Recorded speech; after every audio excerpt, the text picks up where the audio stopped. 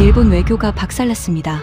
G7 정상회의에서 일본 총리는 회의장 의자에서 혼자 빙글빙글 돌았고 한국 대통령은 미국 대통령 옆자리에 앉아 단독 환담을 나눴습니다. 두 영상이 나란히 SNS에 퍼졌습니다. 일본 전역이 발칵 뒤집혔습니다. 그런데 일본을 더 충격에 빠뜨린 건 그 다음이었습니다. 일본의 우방 호주 공영방송이 일본 외교 무능을 공개 폭로했습니다. 적국 중국인민일보까지 사설을 게재했습니다. 한국식 실용 외교가 새로운 시대의 모범이라고 60년간 한국을 한 단계 아래로 두는 외교를 신념으로 삼아온 일본 외무성이 무너지기 시작했습니다. 한일 외교 60년이 단 사흘 만에 뒤집힌 그날의 진실, 지금 공개합니다. 시작하기 전 구독과 좋아요, 그리고 대한민국 파이팅 댓글로 한국을 응원해주세요. 도쿄 카스미 가세키 외무성 본청 7층 종합외교정책국 회의실의 시계가 밤 11시 40분을 가리키고 있었습니다.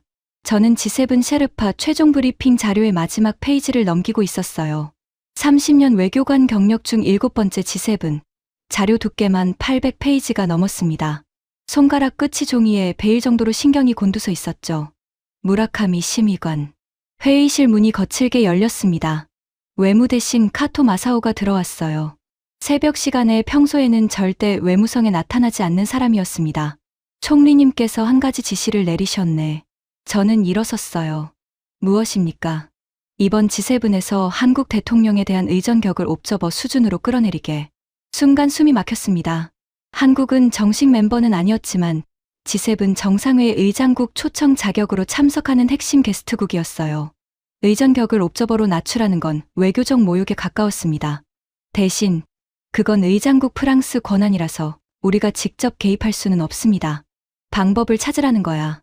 카토 외무대신이 자료를 책상에 던졌어요. 만찬 좌석, 단체 사진 위치, 양자회담 우선순위. 자네가 셰르파 회의에서 다른 G7 국가들한테 한국 격화 분위기를 깔아야 해. 우리는 G7 50년 멤버고 한국은 작년에 처음 초청받은 신참이야. 저는 자료를 다시 정리하며 대답했습니다. 알겠습니다. 한 가지 더. 카토 외무대신이 문 앞에서 돌아섰어요. 한국 측 셰르파가 누구지? 전 주미공사 출신 박재영 외교부 차관입니다. 그 친구 영어 발음 어떻던가? 저는 잠시 말을 골랐어요. 표준 미국 발음입니다. 조지타운 출신이라고 들었습니다. 카토가 코웃음을 쳤습니다. 동양인이 아무리 발음 흉내내봐야 백인들 귀에는 그냥 동양인 영어야. 우리 후지타 총리님 영어가 훨씬 정통이지.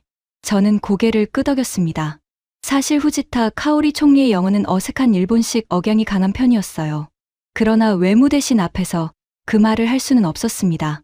카토가 나간 뒤 저는 의자에 깊숙이 앉았어요. 책상 위에는 가족 사진이 놓여 있었습니다. 아내와 두 아들, 그리고 5년 전 돌아가신 아버지의 흑백 사진. 아버지 무라카미 시니치로. 평생 외무성에서 일한 사람이었습니다. 마지막 직책은 조약국 심의관. 1965년 한일 기본 조약 실무협상에 참여한 분이었어요. 집에 돌아온 건 새벽 1시가 넘어서였습니다. 서재로 들어가 책장 가장 아래 칸에서 오동나무 상자를 꺼냈어요. 아버지의 유품이 들어있는 상자였습니다. 상자 안에는 빛바랜 노트 한 권이 있었어요. 아버지가 1965년 한일협정 협상 기간 동안 매일 적었던 외교 메모. 저는 그 노트를 펼쳤습니다. 종이는 60년 세월에 누렇게 변해 있었어요. 만년필 잉크는 군데군데 번져 있었습니다. 그러나 아버지의 필체는 또렷했어요. 한국은 영원히 일본 아래에 있어야 한다. 이번 협정의 본질은 그것이다. 1965년 6월 21일자 메모였습니다. 저는 그 줄을 손가락으로 천천히 따라갔어요. 어릴 때부터 아버지가 술자리에서 자주 하시던 말이었습니다. 한국이 잠시 경제가 좋아 보여도 본질은 변하지 않는다. 1910년부터 1945년까지 35년간 일본이 한국을 다스렸던 그 구조가 외교적으로는 여전히 작동하고 있다. 저는 그 말을 30년 외교관 생활의 신념으로 삼아왔어요. 조선반도 담당관 시절 한국 외교관들과 협상할 때마다 저는 늘 한 단계 위에 서 있다는 자세를 유지했습니다. 한국 측이 무리한 요구를 하면 정색하며 회의를 중단시켰고 한국 측이 양보를 제안하면 더 많은 양보를 요구했어요. 그게 일본 외무성이 60년간 한국을 다뤄온 방식이었습니다. 노트를 덮고 상자에 넣으려는데 휴대전화가 울렸어요. 새벽 1시 30분. 화면에는 모르는 번호가 떠 있었습니다. 국제전화였어요. 무라카미입니다. 상대방은 영어로 말했습니다. 미국 대사관 정무공사 윌리엄 카터입니다. 늦은 시간 죄송합니다. 저는 의자를 고쳐 앉았어요. 미국 대사관 정무공사가 새벽 1시 30분에 일본 외무성 심의관에게 직접 전화를 거는 일은 30년에 한 번 있을까 말까 한 일이었습니다. 무슨 일이십니까? 이번 G7 만찬 좌석 배치건으로 알려드릴 게 있어서요. 심장이 한 박자 빨라졌어요. 말씀하시죠. 미국 대통령 옆자리 배치를 재검토 중입니다. 재검토라니요. 의장국 프랑스에서 보내온 좌석표에는 우리 총리께서 미국 대통령 옆자리로 확정되어 있습니다. 카터 공사가 잠시 침묵했습니다. 그리고 천천히 말했어요. 네, 그 부분이 재검토 대상입니다. 저는 손이 떨리는 걸 느꼈어요. 누구로 바뀐다는 말씀입니까? 아직 결정되지 않았습니다. 다만 사전에 알려드리는 게 외교적 예의라고 판단했습니다. 전화를 끊었습니다. 시계는 새벽 2시를 가리키고 있었어요. 저는 한참 동안 책상 앞에 앉아 있었습니다. G7 출국까지 36시간. 무언가가 잘못 돌아가고 있다는 느낌이 등줄기를 타고 올라왔어요. 그러나 저는 곧 고개를 저었습니다. 미국이 일본 총리의 옆자리를 다른 누구로 바꾼다. 50년 G7 멤버 일본을 제치고 말도 안 되는 일이었어요. 저는 다시 노트를 꺼내 아버지의 글씨를 봤습니다. 한국은 영원히 일본 아래에 있어야 한다. 그래. 이 진리는 변하지 않는다. 저는 노트를 덮고 잠자리에 들었어요. 그러나 그날 밤 저는 거의 잠을 자지 못했습니다. 이틀 후, 오후, 정상회의 개최지 공항. 일본 정부 전용기가 활주로에 내려앉았습니다. 후지타 카오리 총리, 카토 외무대신, 야마시타 관방장관, 그리고 218명의 수행단.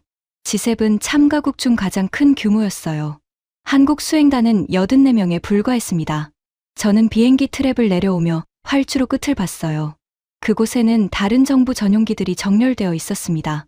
미국, 영국, 프랑스, 독일, 이탈리아, 캐나다. 그리고 그 옆에 한국 정부 전용기가 보였어요. 저는 한국 전용기를 일부러 무시하며 시선을 돌렸습니다. 공항 의전 라인에는 프랑스 외교부, 의전팀이 도열해 있었어요.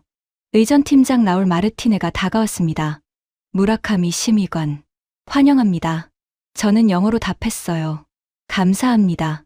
마르티네 팀장. 도착 동선 안내 부탁드립니다. 네. 그런데 한 가지 조정이 필요합니다. 마르티네가 태블릿을 펼쳤어요. 일본 대표단 호텔이 사전 협의된 그랑 호텔에서 2블록 떨어진 콘티넨탈 호텔로 변경됐습니다. 무슨 말씀입니까? 그랑 호텔은 미국 대표단이 사용합니다. 저는 마르티네를 똑바로 봤어요. 미국 대표단은 원래 콘티넨탈로 예정되어 있었습니다. 우리가 그랑 호텔이었어요. 네. 양국 간 협의로 변경됐습니다. 누가 협의했다는 겁니까? 마르티네가 부드럽게 미소 지었습니다. 그건 제가 답변 드릴 사항이 아닙니다. 차량은 준비되어 있습니다. 이쪽으로. 저는 입을 다물었어요. 외교 의전에서 호텔 변경은 단순한 행정 조정이 아니었습니다. 그것은 위계의 재조정이었어요. 그랑 호텔은 회의장에서 도보 3분, 콘티넨탈은 도보 12분. 그 9분의 차이가 의미하는 건 외교 서열의 9단계 격차였습니다. 저는 차량에 오르며 카토 외무대신을 봤어요. 그는 이미 호텔 변경 소식을 들은 듯 얼굴이 굳어 있었습니다. 한국 대표단 호텔은 어디지? 차창 너머로 카토가 야마시타 관방장관에게 물었어요. 야마시타가 휴대전화를 확인했습니다. 잠시 뒤 그의 얼굴이 일그러졌어요. 그랑 호텔입니다. 차 안에 침묵이 흘렀습니다. 한국이 그랑 호텔, 일본이 콘티넨탈. 저는 무릎 위에 놓인 자료 파일을 꽉 쥐었어요. 종이 모서리가 손바닥을 찔렀습니다. 호텔 도착 후 저는 곧바로 컨퍼런스룸으로 향했어요. 셰르파 사전회의가 잡혀 있었습니다. G7 7개국 셰르파에 한국 셰르파까지 8명이 참석하는 자리였어요. 회의실에 들어섰을 때 다른 셰르파들이 이미 모여 있었습니다. 미국의 카트라이트, 영국의 윌리엄슨, 프랑스의 듀발, 독일의 슈미트, 이탈리아의 로시, 캐나다의 트레비스, 그리고 한국의 박재영. 저는 정중하게 인사했어요. 늦어서 죄송합니다.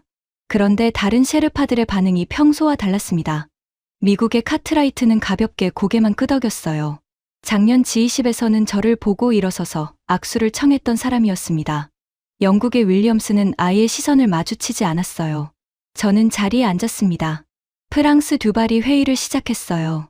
여러분, 의장국으로서 이번 회의 주요 의제 6개를 정리했습니다. 첫째, 글로벌 공급망 안정화. 저는 미리 준비해온 입장문을 펼쳤어요. 일본은 글로벌 공급망 의제에서 중국 견제 조항을 강력히 주장할 예정이었습니다. 그것이 후지타 총리의 핵심 외교 어젠다였어요. 둘째, AI 거버넌스 국제 표준. 저는 이 부분에서 발언권을 신청하려 했어요. 일본이 G7에서 AI 의제 주도권을 잡는 것이 외무성의 3년 전략이었습니다. 셋째, 청정에너지 전환과 핵심 광물 공급망. 저는 손을 들었어요. 심의관, 잠시 후에 발언 기회 드리겠습니다. 듀발이 부드럽게 저를 막았습니다. 그리고 그는 한국 셰르파 박재영을 봤어요. 박 차관님, 핵심 광물 부분에 대해 한국 정부 입장을 먼저 듣고 싶습니다. 저는 순간 귀를 의심했어요. 핵심 광물은 일본이 주도해온 의제였습니다. 호주, 캐나다, 미국과 함께 일본이 4년간 공들여 만든 다자 협력 프레임워크가 있었어요. 그런데 그 첫 발언권이 한국에 갔습니다. 박재영이 차분하게 영어로 발언을 시작했어요. 감사합니다. 한국은 작년부터 인도네시아, 칠레, 호주와 양자 핵심 광물 협정을 체결했습니다. 특히 흑연, 리튬, 희토류 6종에 대한 공급, 다변화 모델을 제시할 수 있습니다. 다른 셰르파들이 메모를 시작했습니다. 미국 카트라이트가 고개를 크게 끄덕였어요. 한국이 제안하는 6종 다변화 모델 자료 공유 부탁드립니다. 박재영이 미소 지었습니다. 이미 모든 분께 전송해 드렸습니다. 태블릿 알림이 울렸어요. 저도 자료를 받았습니다. 한국 외교부가 작성한 28페이지 분량의 보고서, 영문, 불문, 동문으로 동시 작성되어 있었어요. 저는 카토 외무대신에게 보고하기 위해 그 자료를 캡처했습니다. 그러나 카토가 이 자료를 보면 어떤 반응을 보일지 상상이 갔어요. 이런 건 우리가 먼저 했어야 하는 거 아닌가. 회의는 2시간 동안 진행됐어요. 일본이 주도하기로 계획했던 의제 5개 중 3개에서 한국이 먼저 발언권을 가져갔습니다. 저는 회의실을 나오며 박재영과 마주쳤어요. 박재영은 정중하게 고개를 숙였습니다. 무라카미 심의관님, 오랜만에 뵙습니다. 네, 저는 짧게 답했어요. 박재영의 영어는 흠잡을 데가 없었습니다. 카토가 비웃었던 그 발음이었어요. 복도를 걸어 나오면서 저는 깨달았습니다. 무언가 단단히 잘못 돌아가고 있다. 호텔방에 돌아온 저는 카토 외무대신에게 보고 전화를 걸려다 멈췄어요. 보고할 자신이 없었습니다. 침대에 앉아 가방에서 작은 사진 한 장을 꺼냈어요. 아버지가 1965년 한일협정 서명식에서 찍은 사진. 30대의 젊은 아버지는 카메라를 똑바로 응시하고 있었습니다. 자신감 넘치는 표정이었어요. 저는 사진을 한참 들여다봤습니다. 그날 저녁 환영 리셉션이 열렸어요. G7 정상회의 개막을 알리는 자리. 호텔 그랑 살롱에서 진행됐습니다. 저는 후지타 카오리 총리를 수행에 입장했어요. 총리는 짙은 남색 정장 차림이었습니다. 작년 G7 때보다 화장이 진해 보였어요. 살롱 안에서 가장 먼저 눈에 띈 건 한국 대통령이었습니다. 한국 대통령은 살롱 중앙에서 프랑스 대통령과 대화하고 있었어요. 프랑스 대통령이 한국 대통령의 어깨에 가볍게 손을 올리고 있었습니다. 마치 오랜 친구처럼. 저는 후지타 총리의 옆모습을 봤어요. 총리의 표정이 미세하게 굳어 있었습니다. 후지타 총리는 익숙한 발걸음으로 미국 대통령에게 다가갔어요. 그러나 미국 대통령은 영국 총리와 깊은 대화 중이었습니다. 후지타 총리가 옆에 다가가 인사를 건넸지만 미국 대통령은 짧게 손만 흔들고 다시 영국 총리에게 시선을 돌렸어요. 후지타 총리는 어색하게 옆에 섰습니다. 손에 든 샴페인 잔이 가볍게 떨렸어요. 그때 프랑스 대통령이 한국 대통령에게 무언가 말하며 살롱 다른 쪽으로 안내했습니다. 그쪽에는 독일 총리와 이탈리아 총리가 기다리고 있었어요. 한국 대통령은 자연스럽게 그들과 합류했고 네 사람은 곧 활발한 대화를 시작했습니다. 저는 시계를 봤어요. 환영 리셉션 시작 18분. 후지타 총리는 그 18분 동안 미국 대통령 옆에 어색하게 서 있었습니다. 미국 대통령은 영국 총리, 캐나다 총리와 차례로 대화했어요. 그러나 후지타 총리에게는 시선을 거의 주지 않았습니다. 저는 카토 외무대신을 찾았어요. 그는 살롱 구석에서 야마시타 관방장관과 짧게 무언가를 속삭이고 있었습니다. 카토의 얼굴은 굳어 있었어요. 저는 다가갔습니다. 대신님.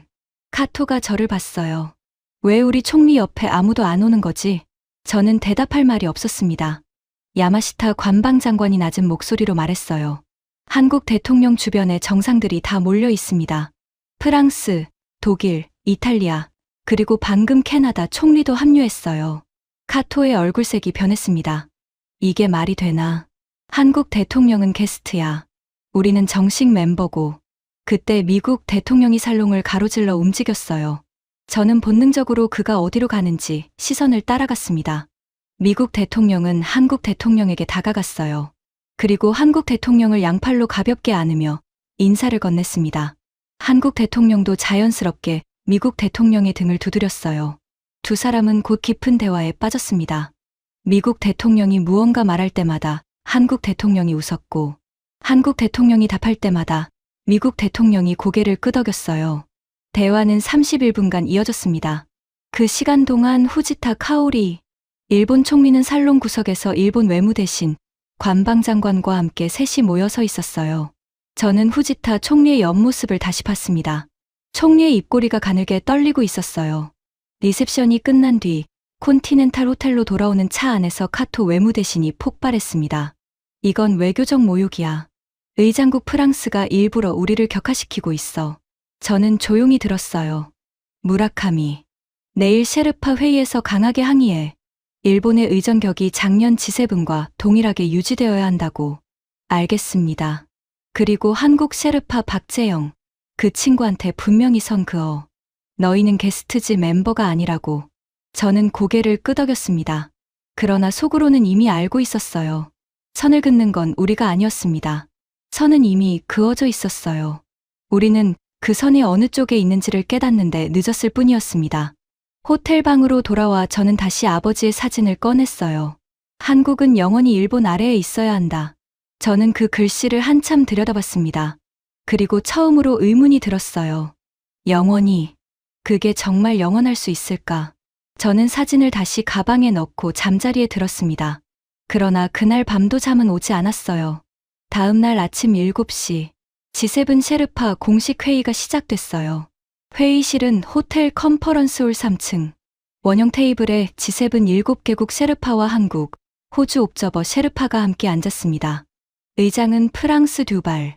저는 회의실에 들어서며 자리를 확인했어요. 일본 자리는 미국 옆이 아니라 캐나다 옆이었습니다. 미국 옆자리는 비어 있었어요. 회의가 시작되고 5분 뒤 그 자리에 한국 셰르파 박재영이 앉았습니다. 저는 카토 외무대신에게 메시지를 보냈어요. 미국 옆자리에 한국 셰르파 배치됨. 항의 필요. 답은 1분 만에 왔습니다. 즉시 항의해라. 저는 손을 들었어요.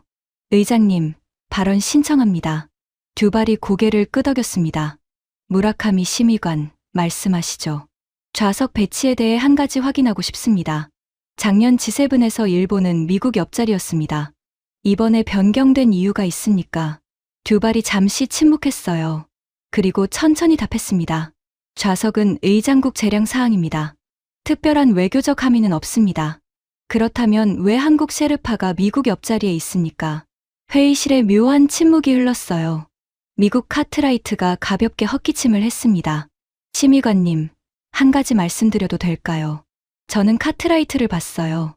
이번 G7에서 미국은 한국과의 협력 의제를 우선순위로 두고 있습니다. 좌석은 그 우선순위의 자연스러운 반영입니다. 저는 말문이 막혔습니다. 미국이 공식 회의석상에서 한국과의 협력 우선순위를 명시적으로 언급한 건 처음이었어요. 그것도 일본 셰르파 앞에서. 박재영은 표정 변화 없이 자료를 정리하고 있었습니다. 그러나 그 침착함이 더 굴욕적이었어요. 저는 자리에 다시 앉았습니다. 회의는 그날 오전 내내 진행됐어요. 의제 6개가 차례로 다뤄졌습니다. 그리고 그 6개 중 한국이 발언권을 먼저 가져간 의제는 3개, 일본이 발언권을 먼저 가져간 의제는 0개였어요. 점심시간에 카토 외무대신이 화상으로 연결됐습니다. 무라카미, 지금 뭐 하는 거야? 대신님, 회의 흐름이 예상과 다릅니다. 무슨 흐름이야? 의장국에 강하게 항의했어? 항의했습니다. 그러나 의장국은 미국과의 사전 협의를 근거로 좌석 배치를 변경한 상황입니다. 카토의 얼굴이 화면 안에서 시뻘개졌어요. 그럼 미국에 항의해야지. 우리가 50년 동맹이야. 한국 따위가 끼어들 자리가 아니라고. 저는 화면을 봤습니다. 대신님, 미국 카트라이트 셰르파가 공식 석상에서 한미협력 우선순위를 명시했습니다. 미국 측 입장이 명확합니다. 무슨 소리야. 그게 말이 되나. 제 눈으로 보고 제 귀로 들은 사실입니다. 카토가 한참 말이 없었어요. 그리고 그가 입을 열었습니다. 무라카미, 너 한국 편 들고 있어? 저는 그 순간 손이 떨렸습니다. 대신님, 저는 30년 일본 외무성 외교관입니다. 그럼 더 강하게 해. 한국 의제 모두 막아. 공동성명에 한국 제안 한 줄도 들어가지 못하게 해. 의장국 권한 사항입니다. 방법을 찾으라고 했지. 모르겠나. 전화가 끊겼어요. 저는 휴대전화를 책상에 내려놓았습니다. 손바닥에서 진땀이 났어요. 오후 회의 시작 전 휴식 시간. 저는 회의장 밖 복도에서 호주 셰르파 그레고리 윌리엄스와 마주쳤습니다. 호주는 정식 G7 멤버는 아니었지만 쿼드 동맹국으로 이번 회의에 옵저버로 참석하고 있었어요. 무라카미, 윌리엄스가 저를 불렀습니다. 네, 잠깐 이야기할 수 있을까? 저는 그를 따라 복도 끝 작은 휴게실로 들어갔어요. 윌리엄스는 커피를 2잔 따랐습니다. 무라카미, 솔직하게 한 가지 묻겠네. 말씀하시죠.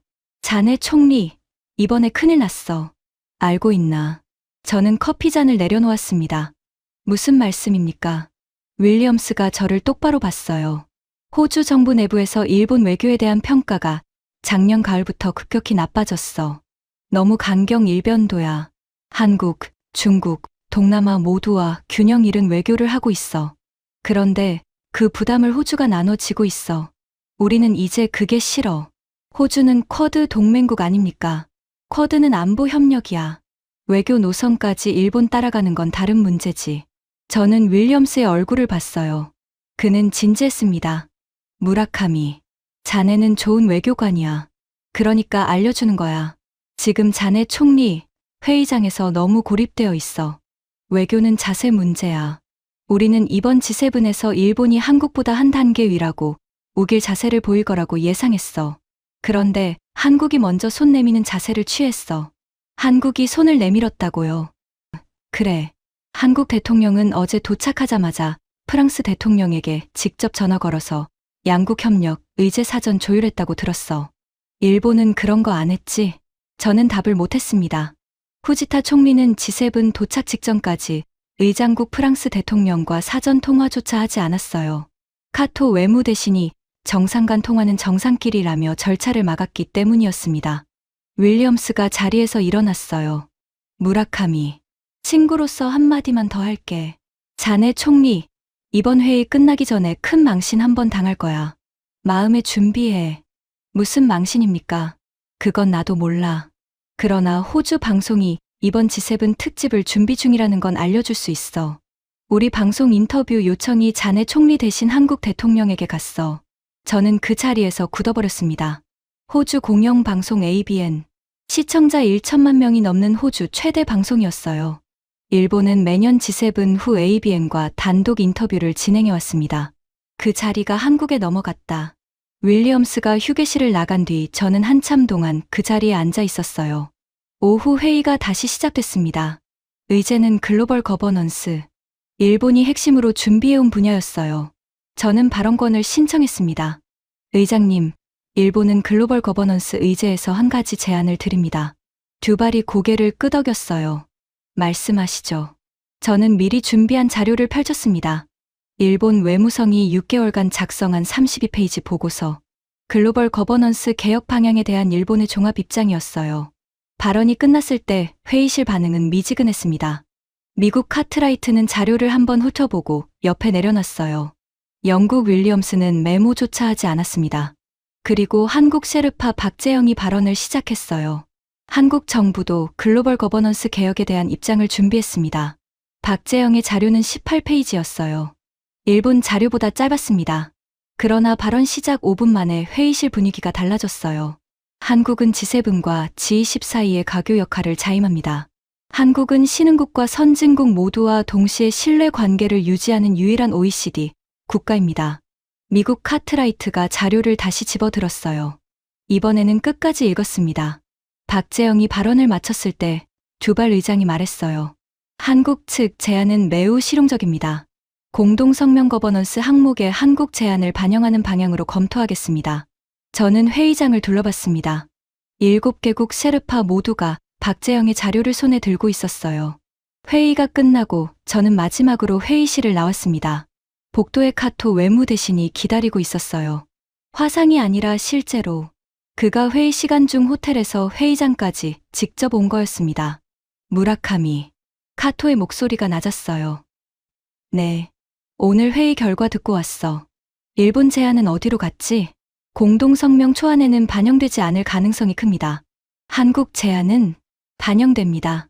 카토의 얼굴이 일그러졌습니다. 무라카미.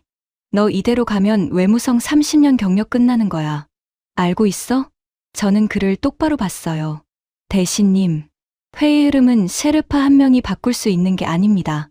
바꿔야 해. 그게 내일이야. 카토가 돌아서서 걸어갔습니다. 저는 그 뒷모습을 봤어요. 그때 복도 끝에서 의전 책임자가 다급한 표정으로 달려왔습니다. 일본 측 의전팀장 이마이 마사키였어요. 심의관님. 이마이가 숨이 찬 채로 멈춰섰습니다. 무슨 일이야? 만찬 좌석 배치가 변경됐습니다. 저는 이마이의 표정을 봤어요. 그의 얼굴이 창백했습니다. 누가 어디로 옮겨졌나? 이마이가 좌석표를 펼쳤어요. 저는 그 좌석표를 받아 들었습니다. 그리고 그 자리에서 다리에 힘이 풀렸어요. 미국 대통령 옆자리. 그 자리에 일본 총리의 이름이 없었습니다. 대신 한국 대통령의 이름이 적혀 있었어요. 이마이가 떨리는 목소리로 말했습니다. 심의관님, 오늘 저녁 만찬 어떻게 해야 합니까? 저는 좌석표를 손에 든 채 한참을 서 있었습니다. 복도 창밖으로 해가 지고 있었어요.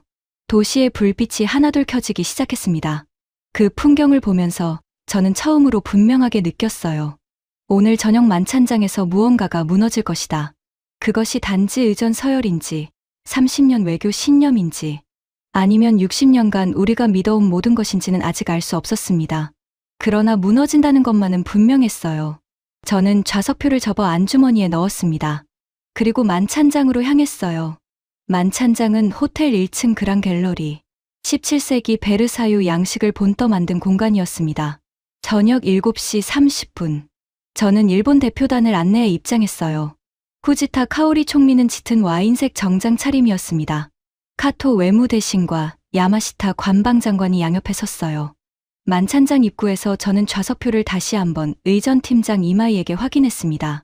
미국 대통령 옆자리, 정말 한국 대통령으로 확정됐나? 이마이가 어두운 얼굴로 고개를 끄덕였어요. 30분 전 의장국에서 최종 통보 받았습니다. 우리 총리 자리는 어디지?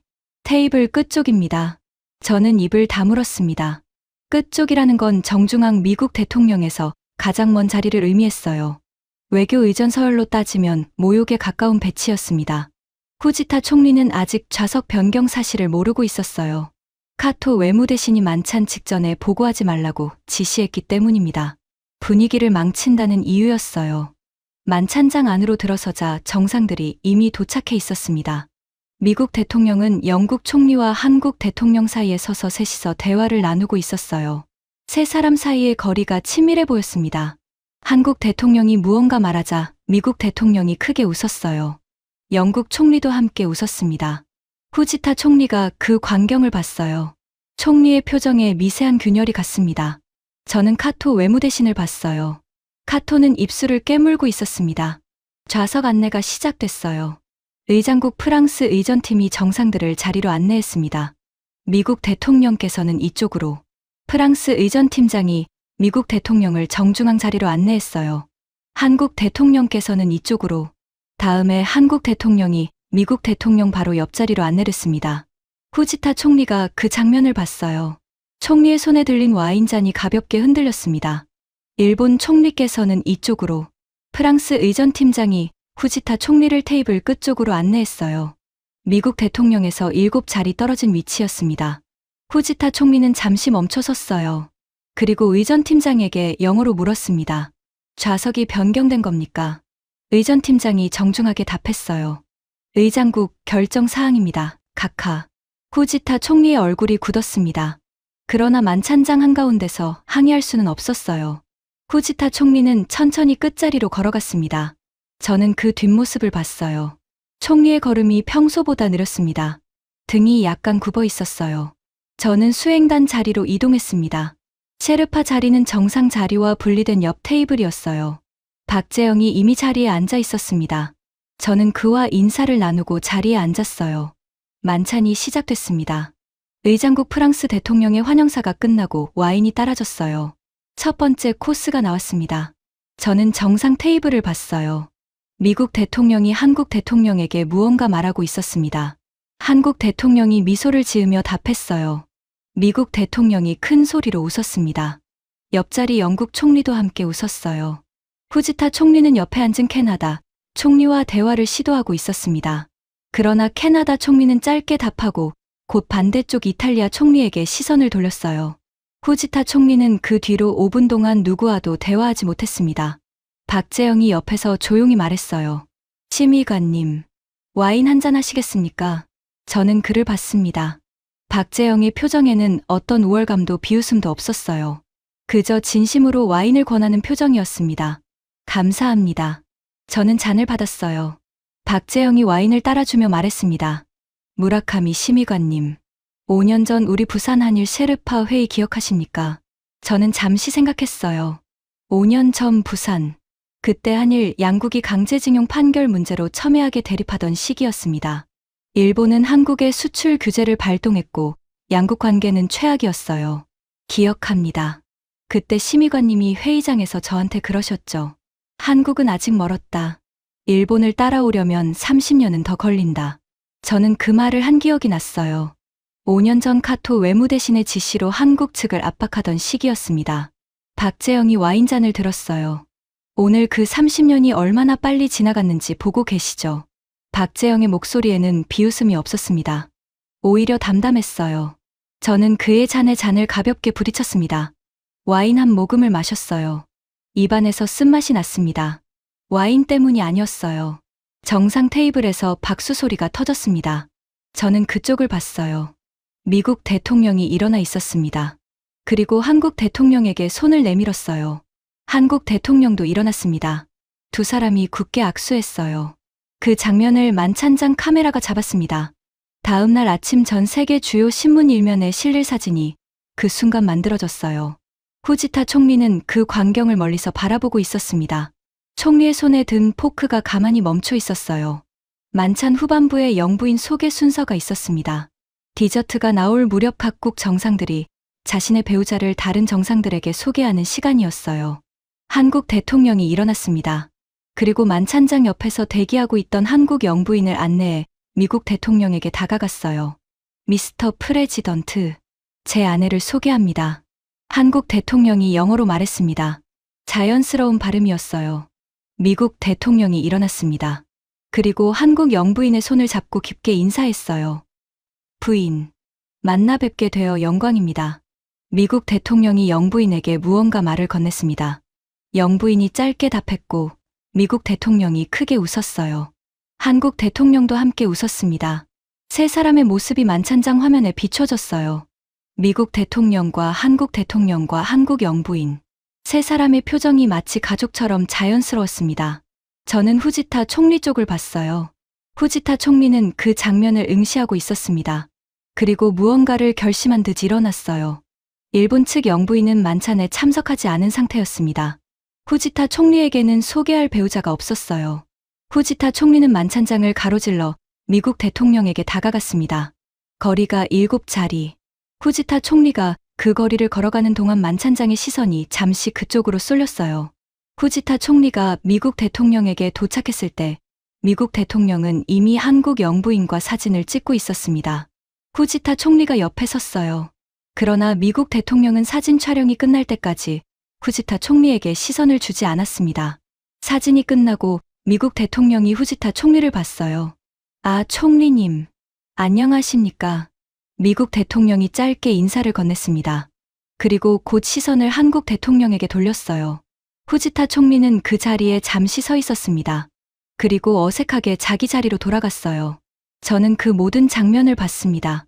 그리고 손목시계를 봤어요. 미국 대통령이 한국 대통령과 단독으로 환담한 시간 12분 47초. 당초 의전 계획에는 30초로 잡혀 있던 자리였습니다. 30초가 12분 47초로 늘어났어요. 외교 의전에서 그것은 단순한 시간 차이가 아니었습니다. 외교 위계의 25배 차이를 의미했어요. 만찬이 끝났습니다.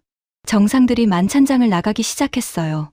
미국 대통령과 한국 대통령이 함께 걸어 나갔습니다. 미국 대통령의 손이 한국 대통령의 어깨 위에 가볍게 얹혀 있었어요. 두 사람은 무언가 대화하며 천천히 걸었습니다. 후지타 총리는 그 뒤에서 카토 외무대신과 야마시타 관방장관을 동반한 채 빠르게 걸어 나갔어요. 셋의 표정은 모두 굳어 있었습니다. 저는 박재영과 함께 일어났어요. 박재영이 마지막으로 말했습니다. 심의관님, 내일 셰르파 회의에서 뵙겠습니다. 네. 박재영이 가볍게 고개를 숙이고 떠났어요. 저는 잠시 만찬장에 혼자 남았습니다. 와인잔을 들어 마지막 한 모금을 마셨어요. 와인은 차갑게 식어 있었습니다. 호텔 방으로 돌아오는 차 안에서 카토 외무대신이 폭발했어요. 이건 외교 쿠데타야.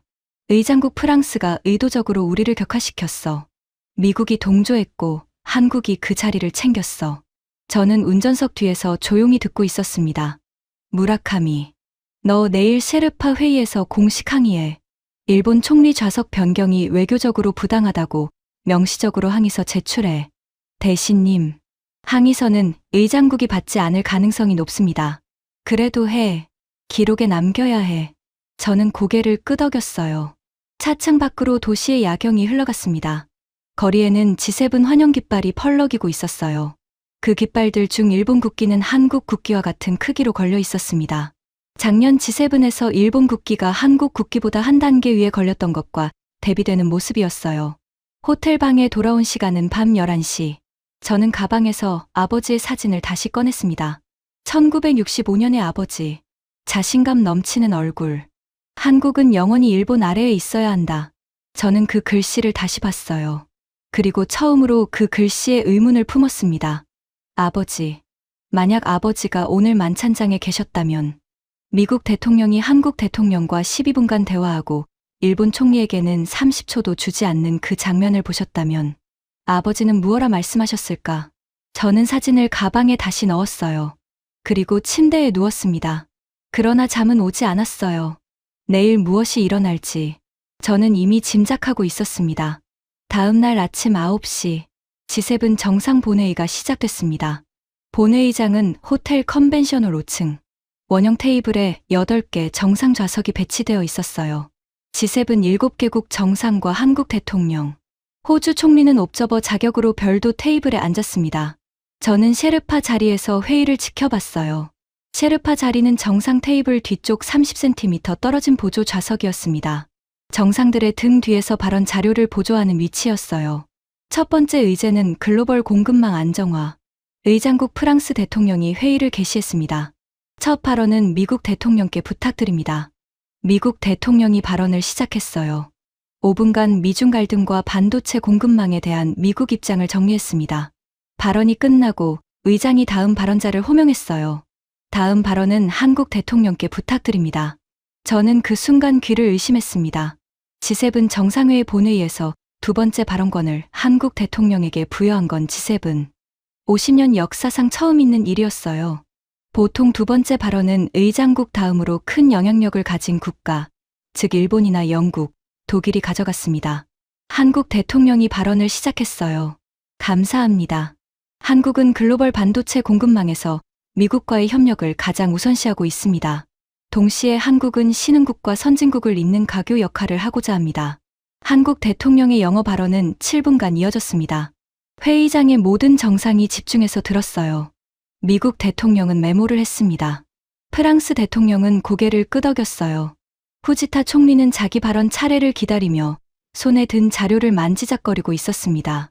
한국 대통령 발언이 끝나고 다음 발언자가 호명됐어요. 영국 총리, 그리고 독일 총리, 그리고 프랑스 대통령, 그리고 캐나다 총리, 그리고 이탈리아 총리. 마지막으로 일본 총리 차례가 왔습니다. 후지타 총리가 자료를 펼쳤어요. 외무성이 한 달간 준비한 8분 분량의 발언문이었습니다. 감사합니다. 일본은 글로벌 공급망 안정화에 있어서 발언이 시작된 지 2분쯤 됐을 때 저는 회의장 분위기가 미묘하게 변하는 걸 느꼈어요. 미국 대통령이 옆에 앉은 한국 대통령에게 무언가 작은 소리로 말했습니다. 한국 대통령이 짧게 답했어요. 두 사람이 가볍게 미소 지었습니다. 후지타 총리가 그 장면을 봤어요. 총리의 발언 톤이 살짝 흔들렸습니다. 발언 5분쯤 지났을 때 영국 총리가 휴대전화를 보기 시작했어요. 독일 총리는 옆자리 이탈리아 총리와 작은 소리로 대화를 시작했습니다. 후지타 총리는 8분간 발언을 다 했어요. 그러나 발언이 끝났을 때 회의장의 반응은 미지근했습니다. 의장 프랑스 대통령이 짧게 감사 인사를 건네고 다음 의제로 넘어갔어요. 저는 셰르파 자리에서 그 모든 장면을 봤습니다. 그리고 카토 외무대신을 봤어요. 카토는 셰르파 자리 한쪽에서 얼굴이 시뻘개진 채 휴대전화를 만지작거리고 있었습니다. 오전 회의가 끝나고 짧은 휴식 시간이 있었어요. 정상들이 각자 자리에서 일어났습니다.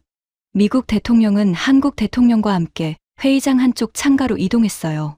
두 사람이 거기서 5분간 별도로 대화를 나눴습니다. 미국 대통령이 한국 대통령의 어깨를 두드렸고 한국 대통령이 미국 대통령에게 무언가 자료를 건넸어요. 영국 총리, 독일 총리, 프랑스 대통령도 그 옆으로 다가왔습니다. 5명의 정상이 창가에 모여서서 비공식 대화를 나눴어요. 후지타 총리는 자기 자리에 그대로 앉아 있었습니다. 카토 외무대신이 후지타 총리에게 다가가 무언가 작은 소리로 보고했어요. 후지타 총리는 듣지 않는 듯 시선을 창가 쪽으로 던지고 있었습니다. 그때였어요. 후지타 총리가 의자에서 몸을 돌렸습니다.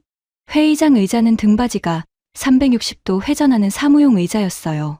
후지타 총리가 무의식적으로 의자를 한 바퀴 돌렸습니다. 그리고 또 한 바퀴, 그리고 또 한 바퀴. 후지타 총리는 그 자리에서 의자를 5바퀴쯤 천천히 돌렸어요.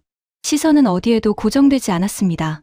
마치 회의장에 다른 정상들이 자신을 빼고 모여 있다는 사실을 외면하려는 듯한 행동이었어요. 저는 그 광경을 봤습니다. 손이 떨렸어요. 그리고 그 장면을 누군가가 휴대전화로 찍고 있었습니다. 저는 본능적으로 누가 찍고 있는지 살폈어요. 캐나다 총리 보좌관 한 명이었습니다. 그는 휴대전화로 후지타 총리의 모습을 동영상으로 촬영하고 있었어요. 저는 즉시 그 보좌관에게 다가가려 했습니다. 그러나 그는 곧 자기 자리로 돌아가 휴대전화를 주머니에 넣었어요. 이미 늦었습니다. 그날 오후 본회의는 별다른 일 없이 진행됐어요. 후지타 총리는 그 뒤로 의자를 돌리지 않았습니다. 그러나 회의 발언 비중에서 일본의 비중은 8%에 그쳤어요. 한국은 32%였습니다. 오후 6시, 본회의가 끝났어요. 저는 호텔 방으로 돌아왔습니다. 방에 들어선 지 20분쯤 됐을 때 휴대전화에 메시지 알림이 폭주하기 시작했어요. 외무성 본부에서 온 메시지 47통, 그리고 일본 언론사 기자들로부터 온 메시지 23통. 저는 첫 번째 메시지를 열었습니다. 심의관님, 회전이자 영상 보셨습니까? 저는 즉시 X앱을 켰어요. 그리고 검색창에 G7을 입력했습니다. 검색 결과 첫 번째에 그 영상이 떠 있었어요. 후지타 카오리 일본 총리가 회의장 의자에서 천천히 한 바퀴씩 돌고 있는 12초짜리 영상. 익명의 캐나다 계정이 처음 올린 영상이었습니다. 업로드 시각은 오후 4시 23분. 저는 영상을 재생했어요. 12초의 영상 속에서 후지타 총리는 5바퀴를 천천히 돌고 있었습니다. 시선은 어디에도 고정되지 않았어요. 회의장 한 구석에 다른 정상들이 모여 있는 장면이 영상의 배경에 함께 잡혀 있었습니다. 영상 하단에 자막이 달려 있었어요. G7 정상회의 휴식 시간. 다른 정상들은 모여 있고 일본 총리는 혼자 의자에서 돌고 있다. 영상 업로드 시각으로부터 1시간 47분이 지난 시점에서 조회수는 이미 7,800만 회였습니다. 저는 화면을 다시 새로 고침했어요. 8,200만 회. 다시 새로 고침. 8,500만 회. 조회수가 분당 수십만 회씩 올라가고 있었습니다. 영상 댓글은 이미 12만 개가 넘었어요. 저는 댓글을 봤습니다. 일본어 댓글이 절반 이상이었어요. 국가 망신이다. 이게 일본 총리인가? 초등학생도 회의장에서 저러지 않는다. 외교적 무능을 시각화한 12초. 옆에서 다른 정상들이 다 모여 있는 게 더 슬프다. 저는 댓글을 한참 읽었습니다. 손바닥에 진땀이 났어요. 그때 호텔 방 전화가 울렸어요. 무라카미 심의관님, 카토 외무대신께서 호출하십니다. 5분 안에 총리 스위트룸으로 오시랍니다. 저는 옷매무새를 정리하고 객실을 나섰어요. 엘리베이터를 타고 호텔 최상층으로 올라갔습니다. 후지타 총리의 스위트룸이 있는 층이었어요. 스위트룸 앞 복도에는 일본 측 의전팀과 경호팀이 잔뜩 모여 있었습니다. 분위기가 무거웠어요. 저는 노크하고 안으로 들어갔습니다. 스위트룸 거실에는 후지타 총리, 카토 외무대신, 야마시타 관방장관 셋이 모여 있었어요. 거실 가운데 큰 TV가 켜져 있었습니다. TV 화면에는 그 12초짜리 영상이 일본 NHK 뉴스 화면으로 재생되고 있었어요. 카토 외무대신이 저를 봤습니다. 무라카미, 이게 뭐야? 저는 자세를 바로잡았어요. 심의관 무라카미 다이스케입니다. 대신님. 후지타 총리가 저를 봤습니다. 총리의 얼굴은 창백했어요. 평소에 자신감 넘치던 표정은 사라져 있었습니다. 무라카미 심의관. 이 영상이 어떻게 유출됐죠? 후지타 총리의 목소리가 떨리고 있었어요. 총리님, 캐나다 측 보좌관 한 명이 촬영해서 본인 계정으로 올린 것으로 추정됩니다. 그러나 그 계정은 익명이고 이미 영상이 1억 회 가까이 확산된 상태라 삭제 요청이 의미가 없습니다. 1억 회. 후지타 총리가 그 숫자를 작게 반복했어요. 야마시타 관방장관이 끼어들었습니다. 총리님, 일본 외무성이 의장국 프랑스에 공식 항의해야 합니다. 회의장 내 영상 촬영은 외교 의전 위반입니다. 카토 외무대신이 고개를 끄덕였어요. 즉시 항해 공문 작성해. 무라카미, 자네가 직접 써. 저는 잠시 망설였습니다. 대신님, 한 가지 말씀드려도 되겠습니까? 카토가 저를 봤어요. 말해봐. 항해 공문은 작성하겠습니다. 그러나 항해 공문이 이미 확산된 영상의 여파를 막을 수는 없습니다. 지금 일본 측 우선 과제는 영상에 담긴 장면 자체에 대한 일본 정부의 공식 해명입니다. 후지타 총리가 저를 봤습니다. 해명이라니.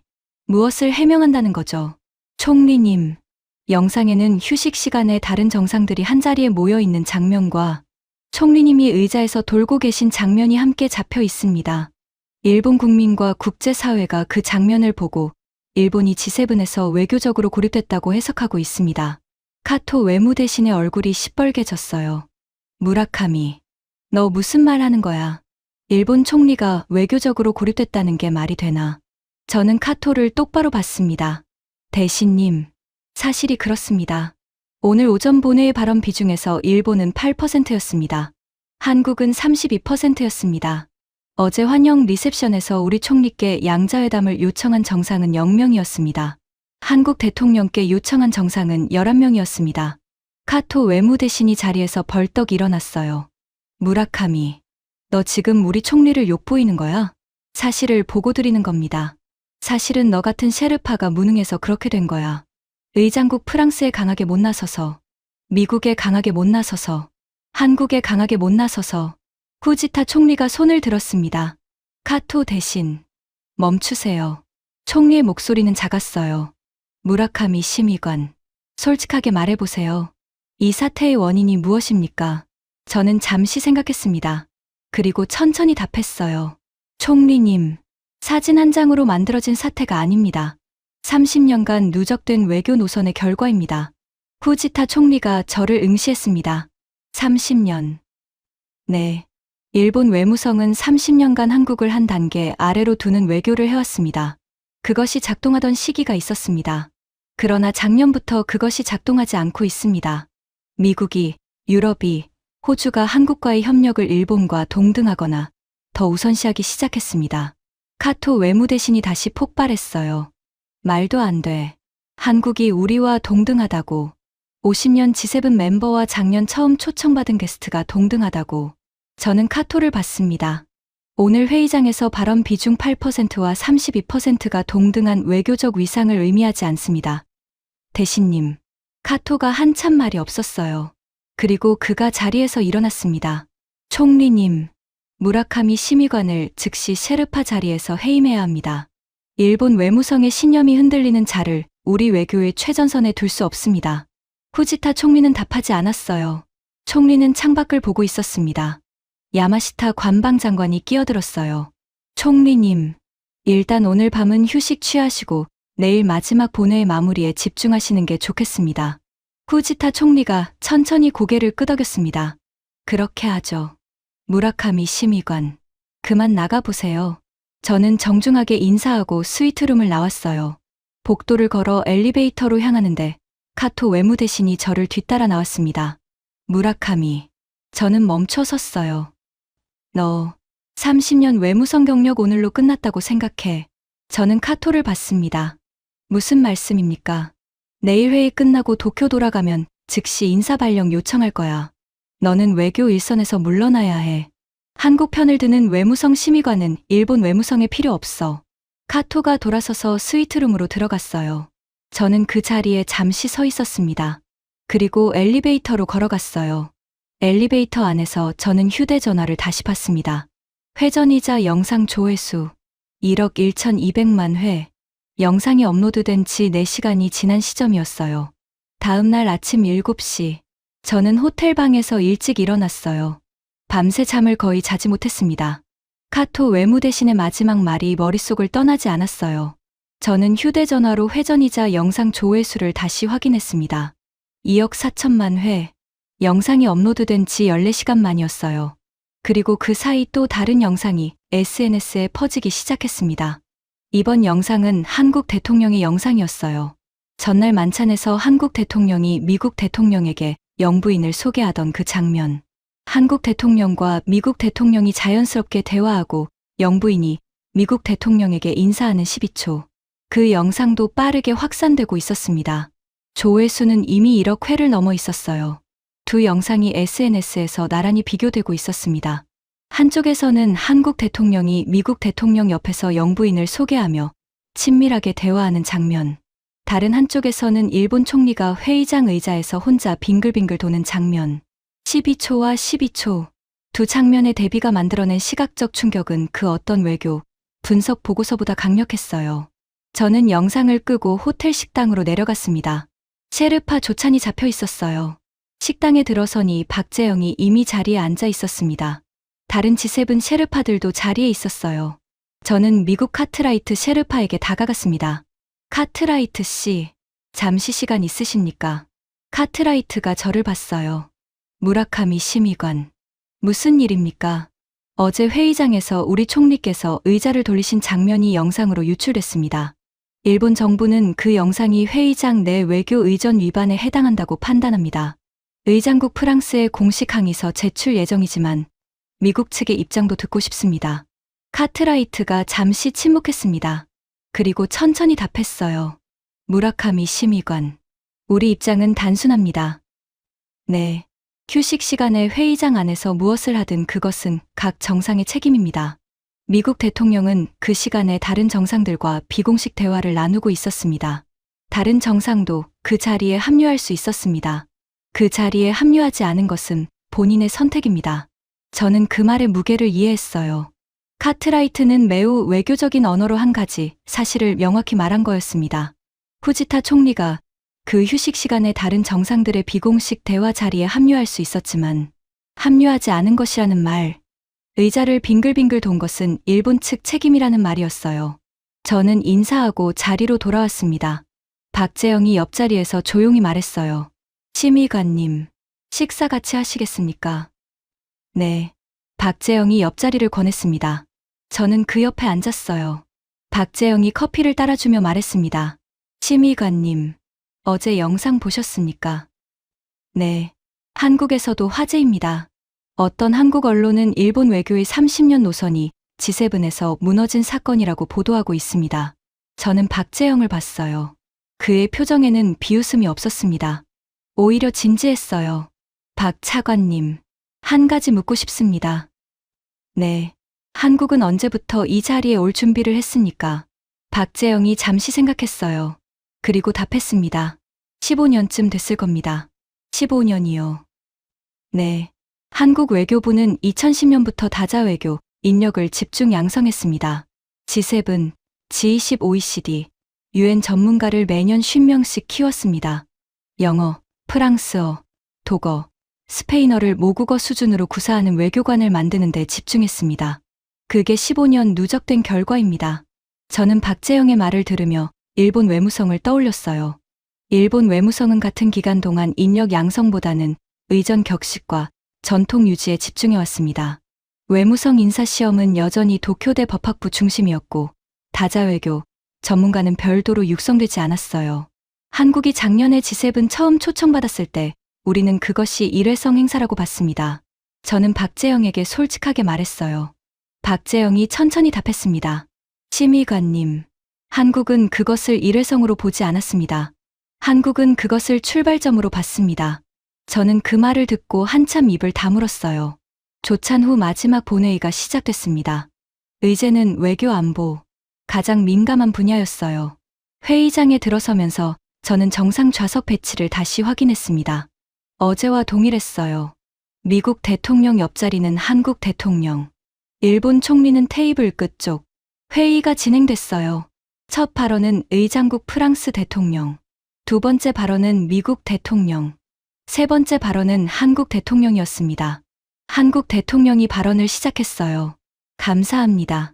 한국은 G7 정상회의 옵저버 자격으로 이 자리에 있지만 한국은 글로벌 외교 안보의 핵심 파트너로서 다음에 5가지 제안을 드립니다. 한국 대통령은 5가지 외교 안보 제안을 제시했습니다. 인도태평양 해상 안보 협력, 사이버 공격 공동 대응, AI 군사 활용 윤리 가이드라인, 우주 안보, 다자 협력, 그리고 북한 비핵화 새로운 접근법. 마지막 제안인 북한 비핵화에서 한국 대통령이 미국 대통령을 향해 말했어요. 미국 대통령께서 작년 중동 평화협상에서 보여주신 리더십을 한반도에서도 발휘해 주시기를 진심으로 요청드립니다. 미국 대통령이 고개를 끄덕였습니다. 그리고 즉석에서 답했어요. 한국 대통령님의 제안을 진지하게 검토하겠습니다. 미국은 한국과 함께 한반도 평화를 위해 새로운 길을 모색할 것을 약속합니다. 회의장에 박수가 터졌습니다. 저는 그 박수 소리를 들으며 후지타 총리를 봤어요. 후지타 총리는 자기 자료를 만지작거리고 있었습니다. 표정은 굳어 있었어요. 본회의가 진행되는 4시간 동안 한국 대통령은 정상들 사이의 양자회담을 11건 성사시켰습니다. 휴식 시간 첫 번째 5분 동안 한국 대통령은 인도 총리와 양자회담을 가졌어요. 두 번째 휴식 시간에는 사우디 왕세자와 비공식 대화를 나눴습니다. 세 번째 휴식 시간에는 브라질 대통령과 만났어요. 일본 총리의 양자회담은 그날 3건에 그쳤습니다. 미국 대통령과 짧은 환담, 영국 총리와 의례적 인사, 그리고 캐나다 총리와의 짧은 대화. 본회의가 끝나고 정상들이 단체 사진 촬영을 위해 회의장 밖으로 이동했어요. 단체 사진 촬영장은 호텔 정원이었습니다. 의장국 프랑스 의전팀이 정상들을 자리에 안내했어요. 미국 대통령은 정중앙, 그 오른쪽이 의장국 프랑스 대통령, 그리고 미국 대통령 왼쪽이 한국 대통령이었습니다. 일본 총리는 어디였을까요? 저는 단체 사진 자리에서 일본 총리를 찾았어요. 후지타 카오리 일본 총리는 단체 사진 가장 끝 오른쪽 자리에 서 있었습니다. 미국 대통령에서 7자리 떨어진 위치였어요. 한국 대통령에서 8자리 떨어진 위치였습니다. 작년 G7 단체 사진에서 일본 총리는 미국 대통령 옆자리였어요. 그게 G7 50년 멤버 일본의 외교 위계였습니다. 올해 단체 사진에서 일본은 그 위계를 잃었어요. 그리고 그 자리를 한국이 가져갔습니다. 촬영장에서 저는 박재영과 다시 마주쳤어요. 박재영은 정중하게 인사를 건넸습니다. 심의관님, 오늘 회의 마지막이군요. 네. 도쿄로 돌아가시면 안녕히 가십시오. 저는 박재영을 봤어요. 그의 표정에는 어떤 우월감도 없었습니다. 그저 동료 외교관을 배웅하는 정중한 인사였어요. 저는 짧게 답했습니다. 박 차관님도 안녕히 가십시오. 박재영이 가볍게 고개를 숙이고 자리를 떴습니다. 저는 단체 사진 촬영장의 끝자리에 서 있는 후지타 총리를 봤어요. 그리고 그 옆 7자리에 서 있는 미국 대통령과 한국 대통령을 봤습니다. 이 두 장면의 거리가 의미하는 것을 저는 그 순간 분명히 이해했어요. 이것은 한 번의 외교적 해프닝이 아니었습니다. 이것은 30년 누적된 결과의 가시화였어요. 그날 저녁 저는 호텔방에서 짐을 정리하고 있었습니다. 다음 날 새벽 일본행 비행기 출발 예정이었어요. 저는 가방에 자료를 차곡차곡 넣었습니다. G7 자료 800페이지, 그리고 아버지의 사진 한 장. 저녁 8시. 호텔 방 TV를 켰어요. 호주 공영방송 ABN의 G7 특집 방송이 시작되고 있었습니다. 진행자는 호주 외교 분야 베테랑 앵커 마가렛 토크. 패널로는 호주 외교부 전직 차관, 시드니대 국제정치학 교수, 그리고 호주 ABC 베이징 특파원이 출연했어요. 방송 첫 화면이 그 회전이자 영상이었습니다. 호크 앵커가 말했어요. 오늘 G7 정상회의가 폐막했습니다. 이번 회의의 가장 충격적인 장면은 이것이었죠. 화면에 12초 영상이 재생됐어요. 후지타 카오리 일본 총리가 회의장 의자에서 돌고 있는 장면.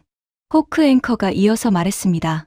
이 영상은 G7 정상회의 휴식 시간에 촬영된 것입니다. 다른 정상들이 한자리에 모여 비공식 대화를 나누는 동안 일본 총리는 자기 자리에 홀로 앉아 의자를 돌리고 있었습니다. 이 12초가 일본 외교 30년의 결과를 시각화했다는 분석이 나오고 있습니다. 저는 TV 화면을 응시했어요.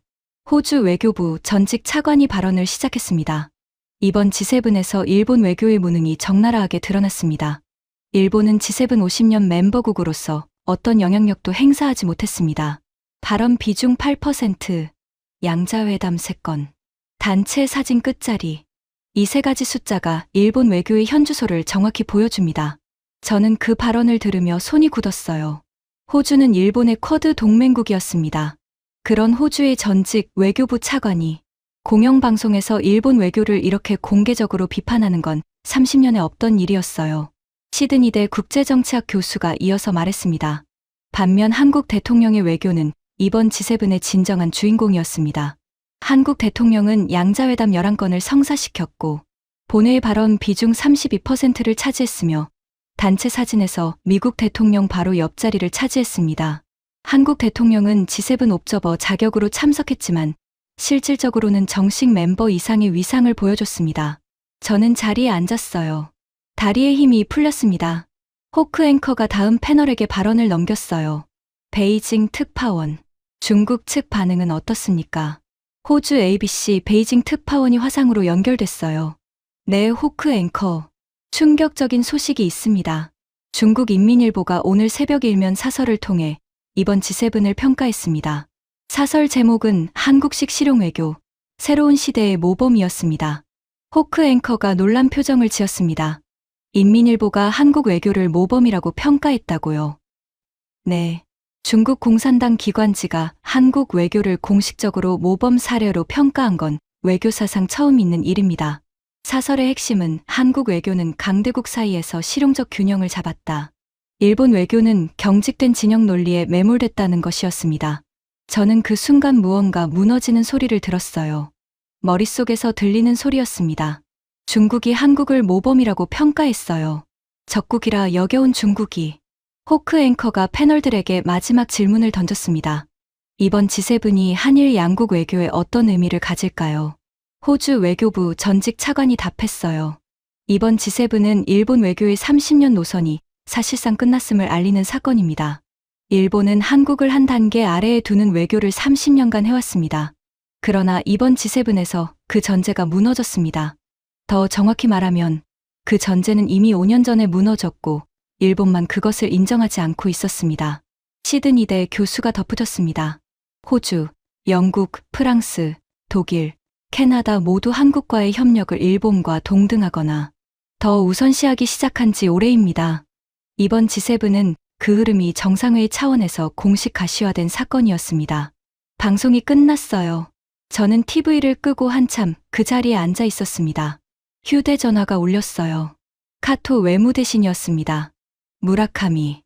ABN 방송 봤어? 저는 답했습니다. 네, 대신님. 즉시 일본 정부 차원의 공식 항의 성명 작성해. 호주 정부의 외교 채널 통해 공식 항의서 제출 준비도 해. 저는 잠시 침묵했어요. 그리고 답했습니다. 대신님, 한 가지 말씀드려도 되겠습니까? 뭐야? 호주 ABN 방송에 대한 공식 항의는 사태를 더 악화시킬 수 있습니다. ABN은 호주 공영방송이며 패널들은 호주 외교 분야 권위자입니다. 일본이 호주 공영방송에 외교적 항의를 하면 호주 정부 차원의 반발이 예상됩니다. 그럼 그냥 두라는 거야? 방송에 대응하기보다 일본 외교 노선 자체를 재검토해야 합니다. 전화 너머에서 카토가 한참 침묵했어요. 그리고 그가 다시 말했습니다. 무라카미, 너 도쿄 돌아오면 즉시 인사위원회 회부야. 너는 일본 외무성 심의관 자격이 없어. 전화가 끊겼어요. 저는 휴대전화를 책상에 내려놓았습니다. 그리고 호텔 방 창가로 다가가 도시를 내려다봤어요. 밤 10시. G7 정상회의가 열린 도시의 야경이 펼쳐져 있었습니다. 저는 그 야경을 바라보며 처음으로 분명히 깨달았어요. 내가 30년간 믿어온 모든 것이 오늘 무너졌다. 일본이 한국 위에 있다는 그 전제, 그것이 작동한다고 믿었던 60년 외교의 기반, 그것이 영원할 거라고 적은 아버지의 메모, 그 모든 것이 12시간 사이에 무너졌습니다. 그리고 그것은 단지 무너진 게 아니었어요. 이미 오래전에 무너져 있었고 오늘 비로소 우리 눈앞에 가시화된 것뿐이었습니다. 저는 가방에서 아버지의 사진을 꺼냈어요. 1965년의 아버지, 한일협정 서명식의 자신감 넘치는 표정. 저는 그 사진을 한참 들여다봤습니다. 그리고 처음으로 아버지에게 물었어요. 아버지, 만약 아버지가 오늘 살아 계셨다면 이 사태를 어떻게 보셨겠습니까? 사진 속 아버지는 답하지 않았습니다. 그러나 저는 그 답을 이미 알고 있었어요. 다음 날 새벽 5시, 일본 정부 전용기가 도쿄 하네다 공항에 착륙했습니다. 후지타 카오리 총리는 비행기에서 내리며 기자단을 피했어요. 평소 같으면 활주로에서 짧은 기자회견을 하던 관례였지만 이번에는 곧바로 검은색 세단으로 옮겨 탔습니다. 저도 비행기에서 내렸어요. 활주로에는 일본 기자단 80여 명이 진을 치고 있었습니다. 평소 G7 귀국 시 기자단은 20명 정도였어요. 80명은 일본 외교사에서 이례적인 숫자였습니다. 기자들이 외쳤어요. 총리님, 회전이자 영상에 대해 한 말씀 부탁드립니다. 총리님, 호주 ABN 방송 보셨습니까? 일본 외교 무능 평가에 대해 어떻게 생각하십니까? 총리님, 인민일보의 한국 외교 모범 평가에 대한 입장은 무엇입니까? 후지타 총리는 답하지 않고 차에 올랐어요. 차는 곧 활주로를 떠났습니다. 저는 외무성 차량을 타고 본청으로 향했어요. 차 안에서 휴대전화를 봤습니다. 회전이자 영상 조회수 3억 1천만 회. 영상이 업로드된 지 50시간이 지난 시점이었어요. 일본 외교 사상 가장 빠르게 확산된 영상이었습니다.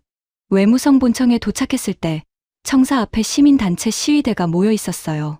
시위대는 50명 정도였습니다. 그들이 든 피켓에는 이렇게 적혀 있었어요. 외교 무능 후지타 내각 사퇴하라. 30년 외교 노선 폐기하라. 한국에게 배워라. 저는 그 피켓들을 보며 청사로 들어갔습니다. 오전 10시. 외무성 비상회의가 소집됐어요. 차관, 심의관, 국장급 50여 명이 회의실에 모였습니다. 회의 시작 5분 전 사쿠라이 외무성 차관이 회의실에 들어왔어요. 사쿠라이 차관은 30년 외교관으로 외무성 내 신중파를 대표하는 인물이었습니다. 사쿠라이 차관이 회의를 시작했어요. 여러분, 이번 G7 사태는 일본 외교의 근본을 흔든 사건입니다. 우선 객관적 데이터부터 공유하겠습니다. 차관이 자료를 펼쳤습니다. 첫째, 후지타 총리 지지율. G7 출국 전 47%에서 귀국 후 29%로 18%포인트 하락했습니다. 일본 정치 사상 최대 폭락입니다. 회의시에 무거운 침묵이 흘렀어요. 둘째, 엔화. G7 회의 기간 동안 1달러당 158엔에서 172엔으로 22% 폭락했습니다. 일본은행이 환율 방어를 위해 사용한 외화는 920억 달러입니다. 효과는 미미했습니다. 저는 그 숫자들을 받아 적었어요. 셋째, 일본 주요 기업 주가. 자동차, 반도체, 조선 등 주요 산업 주가가 회의 기간 평균 12% 폭락했습니다. 시가총액 손실은 약 38조 엔으로 추산됩니다. 차관이 다음 페이지를 펼쳤습니다. 넷째, 국제평가. 호주 ABN, 중국 인민일보, 영국 파이낸셜 타임스, 인도 더 힌두, 사우디 알자지라까지 5개국 주요 매체가 이번 G7을 일본 외교 무능 사례로 보도했습니다. 한국 외교를 모범으로 보도한 매체는 15개국 32개 매체입니다. 회의실의 침묵이 더 깊어졌어요. 이상이 객관적 데이터입니다. 이제 여러분의 의견을 듣고 싶습니다. 회의실에서 처음 발언한 사람은 카토 외무대신이었어요. 카토는 외무대신이지만 외무성 회의에 직접 참석하는 일은 드물었습니다. 이번에는 사태의 심각성 때문에 직접 참석한 거였어요. 카토가 일어났어요. 여러분, 저는 이 사태의 본질을 명확히 봐야 한다고 봅니다. 이번 사태는 일본 외교의 실패가 아닙니다. 의장국 프랑스의 의도적 일본 격화 시도, 미국의 한국 우대 정책, 그리고 한국의 외교 책동이 결합된 결과입니다. 저는 카토를 봤어요. 그의 얼굴은 시뻘개져 있었습니다. 우리는 이번 사태에 굴복해서는 안 됩니다. 일본 외교의 30년 노선은 옳습니다. 한국은 여전히 일본 아래에 있어야 합니다. 우리는 이 신념을 재확인해야 합니다. 회의실 일부에서 동의의 끄덕임이 나왔어요. 그러나 다수는 침묵했습니다. 사쿠라이 차관이 다음 발언자를 호명했어요. 무라카미 심의관. 의견 부탁드립니다. 저는 일어났습니다. 회의실의 모든 시선이 저에게 쏠렸어요. 카토 외무대신은 적대적인 눈으로 저를 봤습니다. 저는 천천히 입을 열었어요. 차관님, 그리고 동료 여러분. 저는 G7 현장에서 사흘간 모든 상황을 직접 봤습니다. 그 경험을 토대로 말씀드리겠습니다. 저는 자료를 펼쳤어요. 이번 사태는 의장국 프랑스의 일본 격화 시도가 아닙니다. 미국의 한국 우대 정책 때문도 아닙니다. 한국의 외교 책동 때문도 아닙니다. 카토 외무대신이 자리에서 일어났어요. 무라카미, 너 무슨 소리야? 저는 카토를 똑바로 봤습니다. 대신님, 끝까지 들어주십시오. 저는 다시 자료를 봤어요. 이번 사태의 본질은 한 가지입니다. 일본 외교의 30년 노선이 작동을 멈췄다는 사실입니다. 회의실에 정적이 흘렀습니다. 우리는 30년간 한국을 한 단계 아래에 두는 외교를 해왔습니다. 그 외교가 작동하던 시기가 있었습니다. 그러나 작년부터, 정확히는 5년 전부터 그것이 작동하지 않고 있습니다. 미국, 유럽, 호주, 인도, 동남아시아 모두가 한국과의 협력을 일본과 동등하거나 더 우선시하기 시작했습니다. 저는 다음 자료를 펼쳤어요. 이번 G7은 그 변화의 가시화 사건일 뿐입니다. 변화 자체는 이미 5년 전에 일어났습니다. 우리만 그것을 인정하지 않고 있었습니다. 카토 외무대신이 자리에서 다시 일어났습니다. 차관님, 무라카미 심의관의 발언을 중단시켜야 합니다. 이건 외무성 내부 신념을 흔드는 발언입니다. 사쿠라이 차관이 카토를 봤어요. 그리고 천천히 답했습니다. 카토 대신님, 무라카미 심의관은 G7 현장에서 사흘간 직접 본 사실을 보고하고 있습니다. 끝까지 들어보겠습니다. 카토가 다시 자리에 앉았어요. 그러나 그의 얼굴은 분노로 떨리고 있었습니다. 저는 이어서 말했어요. 동료 여러분, 일본 외교의 30년 노선이 작동을 멈춘 이유는 단순합니다. 한국이 변했기 때문입니다. 한국 외교부는 2010년부터 다자외교, 인력을 집중 양성했습니다. 매년 50명씩 15년간 750명의 다자외교 전문가가 배출됐습니다. 그들이 지금 한국 외교의 최전선에 서 있습니다. 저는 잠시 숨을 골랐습니다. 우리는 같은 기간 무엇을 했습니까? 우리는 의전 격식 유지에 집중했습니다. 한국을 한 단계 아래에 두는 외교에 집중했습니다. 다자외교 전문가 양성보다 도쿄대 법학부 출신 행정관 양성에 집중했습니다. 회의실의 일부 심의관들이 고개를 끄덕이기 시작했어요. 이번 G7에서 우리 총리께서 회의장 의자에서 빙글빙글 도신 12초는 무능한 한 정상의 한순간이 아닙니다. 그것은 일본 외무성 30년 노선의 결과를 압축한 12초입니다. 저는 마지막으로 말했습니다. 저는 30년 일본 외무성 외교관입니다. 저는 일본 외교를 사랑합니다. 그래서 이 말씀을 드립니다. 우리는 30년 노선을 폐기해야 합니다. 우리는 한국과의 관계를 새로 정립해야 합니다. 동등한 파트너로서. 회의실의 침묵이 길어졌어요. 카토 외무대신이 자리에서 일어났습니다. 차관님, 무라카미 심의관은 즉시 보직 해임되어야 합니다. 이런 발언을 외무성 심의관이 할 수는 없습니다. 사쿠라이 차관이 카토를 봤어요. 그리고 천천히 답했습니다. 카토 대신님, 인사 권한은 차관실에 있습니다. 무라카미 심의관의 발언에 대한 처분은 추후 결정하겠습니다. 카토가 자리에서 일어나 회의실을 나갔어요. 문이 거칠게 닫혔습니다. 회의실에 남은 50여 명의 외무성 간부들이 한참 침묵했어요. 그리고 사쿠라이 차관이 회의를 마무리했습니다. 여러분, 오늘 회의는 여기서 마치겠습니다. 무라카미 심의관의 발언을 토대로 외무성 내부 검토팀을 구성하겠습니다. 회의가 끝났어요. 외무성 간부들이 회의실을 나갔습니다. 저는 마지막으로 회의실을 나왔어요. 복도에는 카토 외무대신이 기다리고 있었습니다. 무라카미, 카토의 목소리는 낮았어요. 네. 너 오늘 무슨 짓 했는지 알아? 저는 카토를 똑바로 봤습니다. 제 의견을 말씀드렸을 뿐입니다. 너는 일본 외교의 배신자야. 너는 한국 편을 들었어.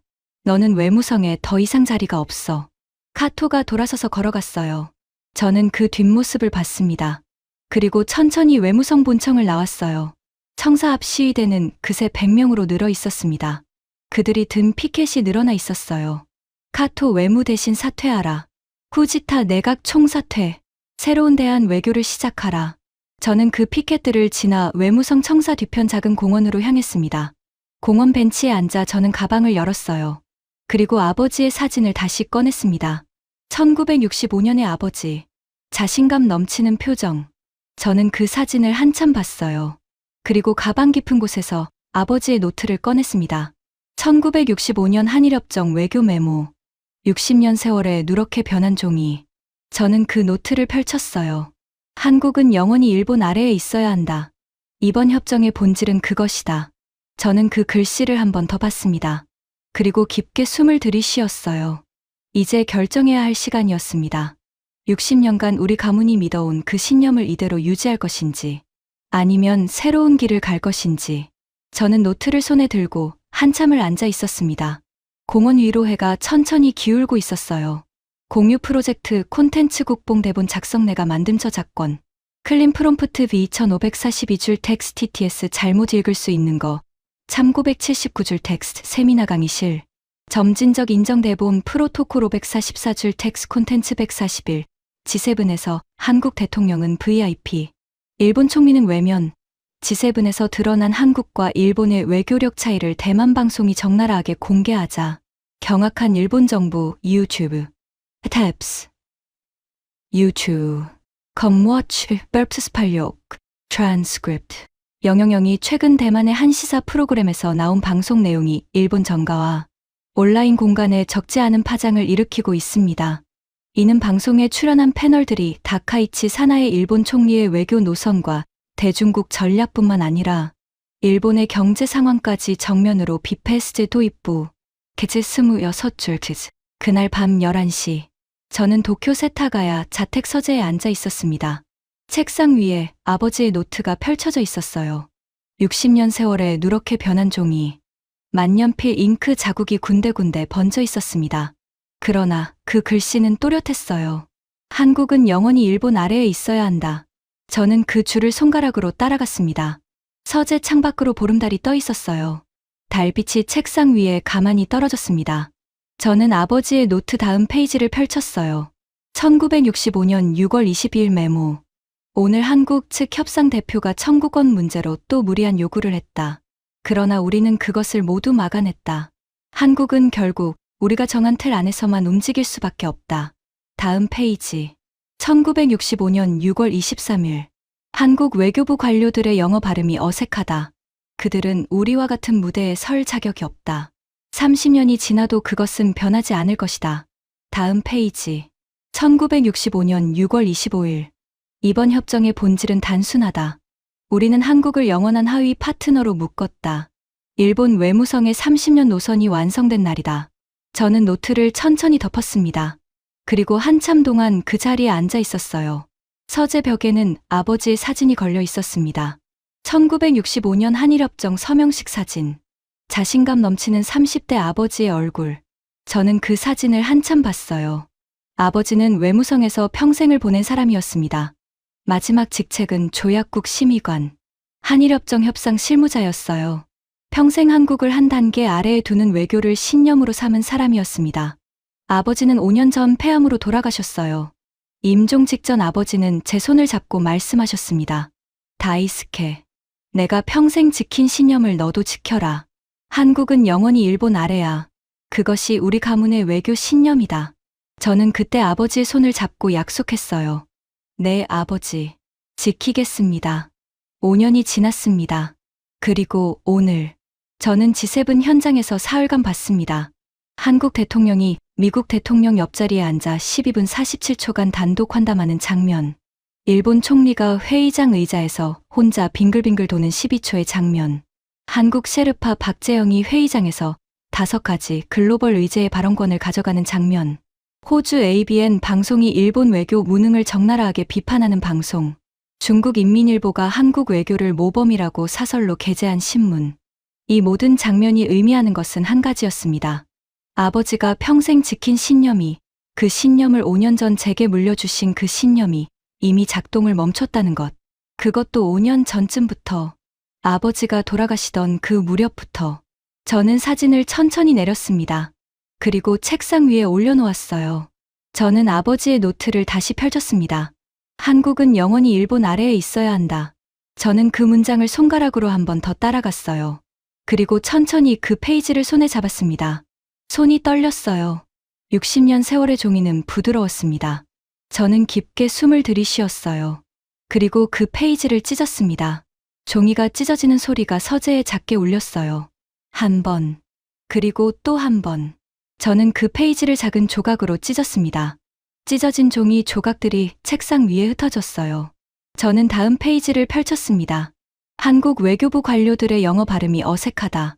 그들은 우리와 같은 무대에 설 자격이 없다. 저는 박재영의 얼굴을 떠올렸어요. 조지타운 대학에서 유학한 그의 완벽한 영어. G7 셰르파 회의에서 5개국 셰르파들을 사로잡은 그의 발언.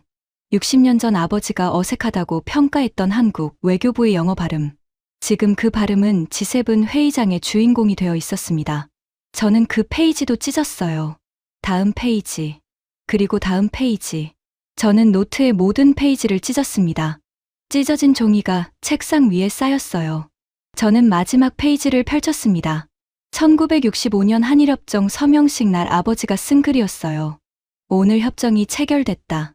우리는 한국을 영원한 하위 파트너로 묶었다. 일본 외무성의 30년 노선이 완성된 날이다. 이 신념은 영원히 이어져야 한다. 저는 그 마지막 문장을 한참 봤습니다. 이 신념은 영원히 이어져야 한다. 영원히. 그러나 영원한 것은 외교에 존재하지 않았어요. 60년이 지나면서 그 신념은 작동을 멈췄습니다. 우리만 그것을 인정하지 않았을 뿐. 저는 그 마지막 페이지를 천천히 찢었어요. 찢어진 종이 조각들이 서재 바닥에까지 떨어졌습니다. 저는 책상 앞에 한참 앉아 있었어요. 눈물이 흘렀습니다. 아버지에 대한 슬픔이 아니었어요. 60년간 우리 가문이 지켜온 신념이 헛된 것이었다는 깨달음에서 오는 눈물이었습니다. 저는 천천히 눈물을 닦았어요. 그리고 책상 위에 새 노트를 펼쳤습니다. 저는 그 첫 페이지에 한 줄을 적었어요. 일본 외교의 새로운 30년이 시작되어야 한다. 저는 그 아래에 보고서 제목을 적었습니다. 대한국 외교 30년 전략 전면 재검토 제안서. 저는 그 보고서를 새벽까지 작성했어요. 30년 일본 외무성 경력의 모든 경험과 G7 현장 사흘간의 모든 관찰이 그 보고서에 담겼습니다. 새벽 5시. 보고서가 완성됐어요. 32페이지 분량의 외무성 공식 제안서였습니다. 저는 그 보고서를 출력했어요. 그리고 외무성 본청 사쿠라이 차관 앞으로 봉투를 만들었습니다. 오전 8시. 저는 외무성 본청에 출근했어요. 청사 앞 시위대는 더 늘어 있었습니다. 200명이 넘어 보였어요.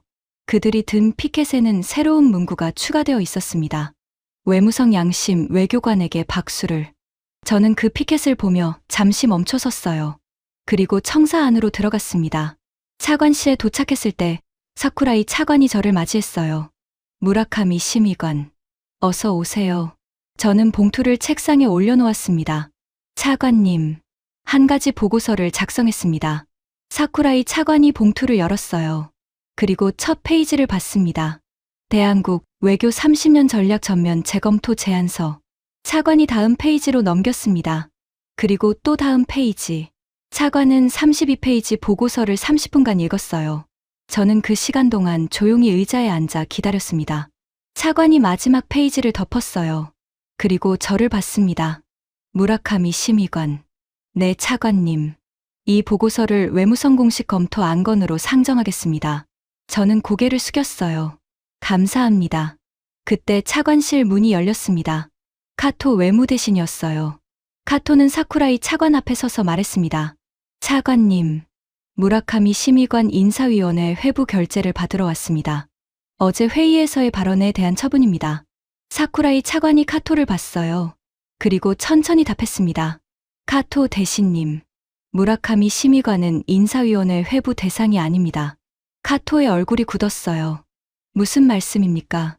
무라카미 심의관은 오늘 아침 외무성에 대한국 외교 30년 전략 전면 재검토 제안서를 공식 제출했습니다. 외무성은 이 제안서를 정식 검토 안건으로 상정할 예정입니다. 그 작성자를 인사위원회에 회부할 수는 없습니다. 카토가 저를 봤어요. 분노가 그의 얼굴에 가득했습니다. 무라카미, 너 끝까지 가는구나. 저는 카토를 똑바로 봤어요. 대신님, 저는 일본 외교의 미래를 위해 제 30년 경력을 걸었습니다. 카토가 한참 말이 없었습니다. 그리고 그가 다시 말했어요. 너는 일본 외교의 배신자야. 한국에게 무릎 꿇은 자야. 우리 외무성에 너 같은 자는 필요 없어. 저는 자리에서 일어났습니다. 대신님, 외교는 자존심이 아니라 현실입니다. 30년 전 아버지께서 1965년 한일협정 메모에 적으셨던 그 신념은 60년 후인 오늘 작동을 멈췄습니다. 우리는 그 사실을 인정해야 합니다. 카토가 책상을 내리쳤어요. 닥쳐. 너는 외무성 심의관 자격이 없어. 저는 그 자리에 그대로 서서 카토를 봤습니다. 그리고 천천히 답했어요. 대신님, 그렇다면 저는 외무성을 떠나겠습니다. 카토가 멈췄어요. 뭐라고? 오늘로 사직서를 제출하겠습니다. 저는 안주머니에서 미리 준비한 사직서를 꺼냈습니다.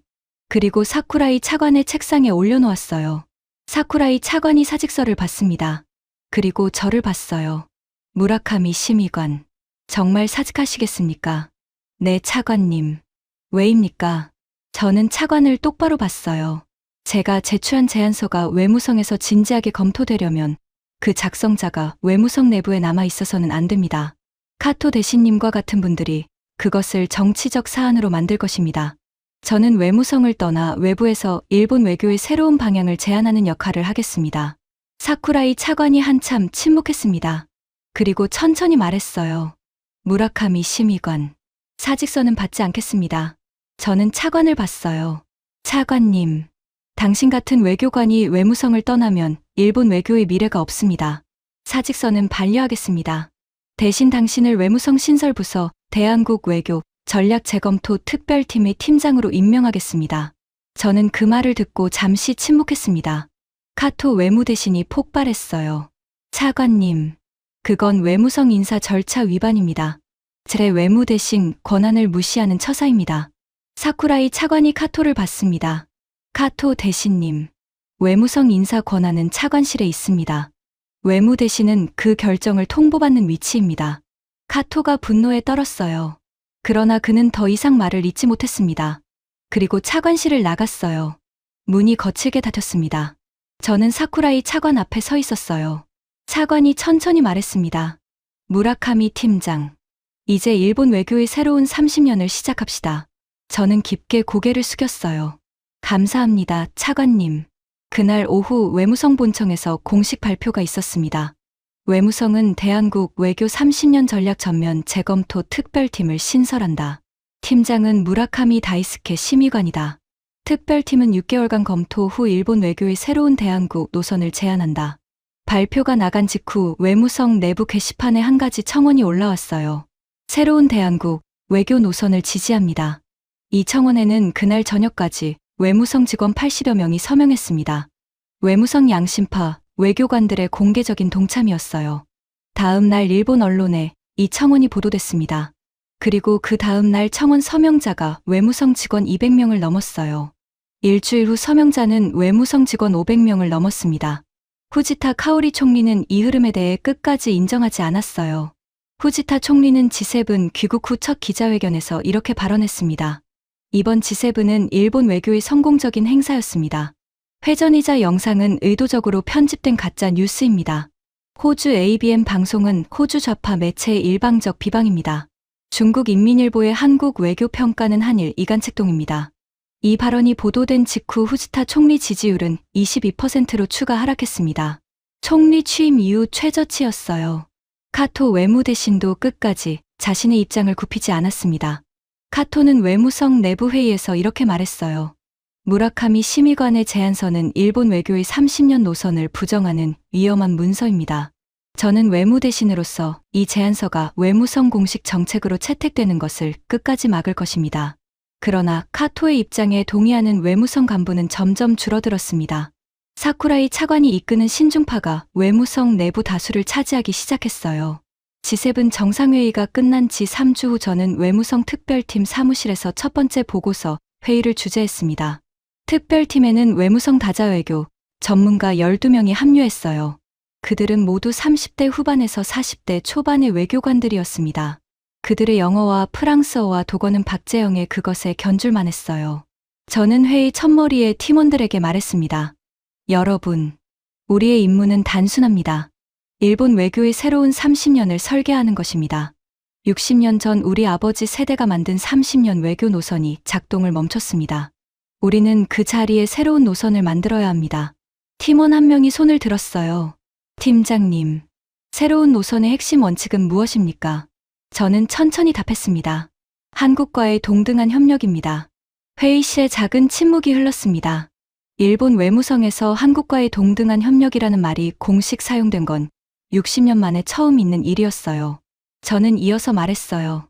한국은 더 이상 일본의 하위 파트너가 아닙니다. 한국은 일본의 동등한 외교 파트너입니다. 우리는 그 사실을 인정하는 데서 새로운 외교를 시작해야 합니다. 팀원들이 고개를 끄덕였습니다. 회의가 끝나고 저는 사무실 창가로 다가갔어요. 도쿄의 야경이 펼쳐져 있었습니다. 저는 휴대전화를 꺼냈어요. 그리고 그 영상을 다시 재생했습니다. 12초의 영상. 후지타 카오리 일본 총리가 회의장 의자에서 천천히 돌고 있는 장면. 저는 그 영상을 끝까지 봤어요. 영상이 끝나자 화면이 다른 영상으로 자동 재생됐습니다. 한국 대통령이 미국 대통령에게 영부인을 소개하는 12초의 영상. 한국 대통령의 미소, 미국 대통령의 호탕한 웃음, 한국 영부인의 자연스러운 인사. 저는 그 두 영상을 번갈아 봤어요. 그리고 깨달았습니다. 그 회의장에서 빙글빙글 돌고 있던 것은 우리 총리 한 사람이 아니었어요. 60년간 한국을 한 단계 아래에 두는 외교를 신념으로 삼아온 우리 일본 외무성 전체. 그 신념이 작동을 멈춘 것을 인정하지 않고 계속 같은 자리에서 같은 방향으로 빙글빙글 돌고 있던 우리 모두였습니다. 그리고 한국은 60년 전 일본이 영원히 하위 파트너로 묶었다고 적은 그 한국은 그 사이 자기 길을 묵묵히 만들어 왔어요.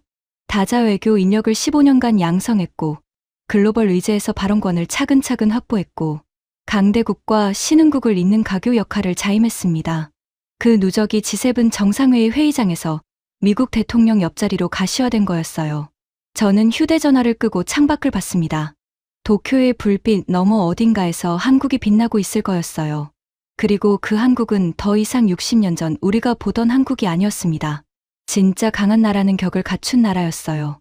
의전 격을 끌어내려야 위에 설 수 있다고 믿는 나라가 아니라 자기 격을 스스로 만들어 다른 나라가 인정하게 만드는 나라. 한국이 G7 회의장에서 보여준 것은 그것이었습니다.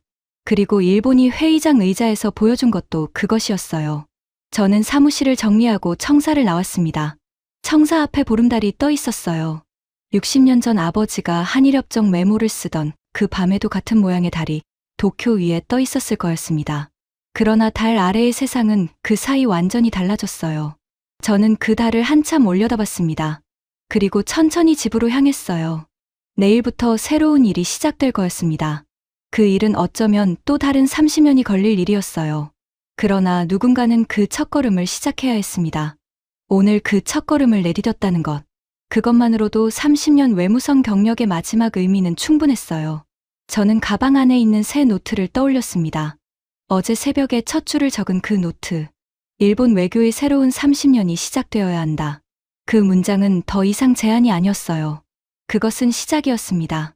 지금까지 일본 외무성 베테랑 심의관이 G7 현장에서 직접 목격한 충격적인 이야기였습니다. 한국이 지난 15년간 묵묵히 쌓아온 외교의 힘이 마침내 세계 무대 한복판에서 빛을 발한 순간이었죠. 우리가 자랑스러워해도 좋을 대한민국의 진짜 위상이었습니다. 이 영상이 마음에 드셨다면 구독과 좋아요 부탁드립니다. 지금까지 감동 새벽이었습니다. 감사합니다.